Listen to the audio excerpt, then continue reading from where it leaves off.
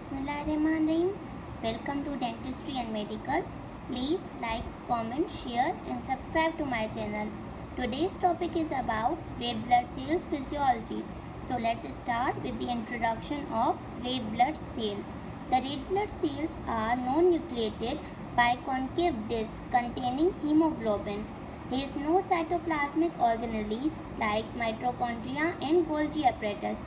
Because of absence of mitochondria, the energy is produced from glycolytic process, or we can say by glycolytic pathway, and by pentose phosphate shunt that provide nutrition to RBCs. Now let's discuss about shape and size of RBC. The RBCs are biconcave in shape because of spectrin protein. Now let's discuss about diameter of RBC. The diameter of RBC is 7.5 micrometer. Its thickness is 2.5 micrometer. In center, it is 1 micrometer less. The RBC shape remarkably changes. It is squeezed through capillaries. Actually, the RBC is big that can deform into any shape without rupture of the cell membrane. Now, let's talk about functions of RBC. The main function of RBC is transport of the oxygen. Because of the hemoglobin, the RBC carry oxygen from the lungs and deliver it to the tissues. The next function is it contains large quantity of carbonic anhydrase enzyme that catalyze reversible reaction between carbon dioxide and water to form an carbonic acid. Now let's talk about the acid-base buffer. Because of the presence of the hemoglobin in RBC, the RBC function is acid-base buffer. Now let's talk about sites of production of RBCs. At early week of embryonic life till the 3rd week of gestation, the RBC's production is from yolk sac. At the middle of trimester of gestation, it's from liver, spleen and lymph nodes. At the last month of gestation, it's from bone marrow. From birth till 5th years, the RBC's production is from all bone marrows.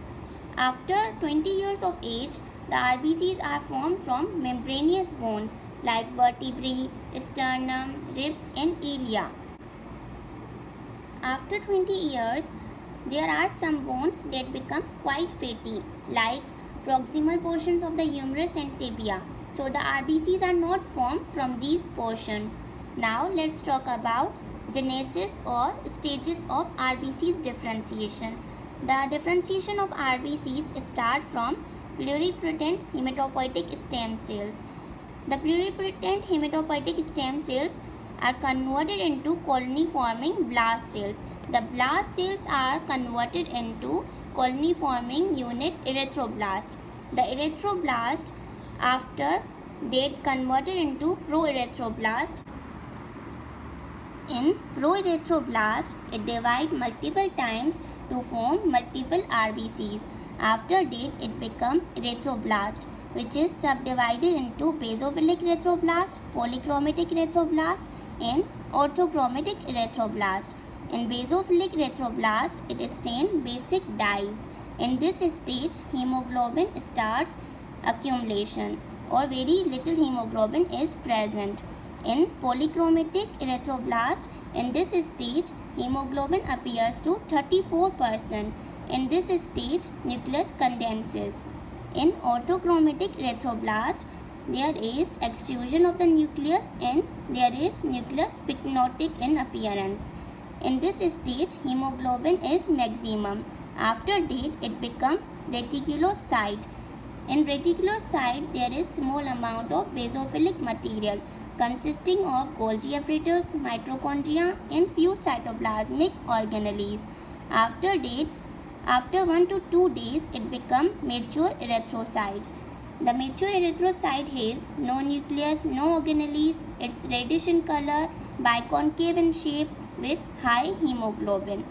The first 3 stages are in bone marrow and the last 2 stages are in blood or in blood circulation. That's the end of the topic. Thank you for watching.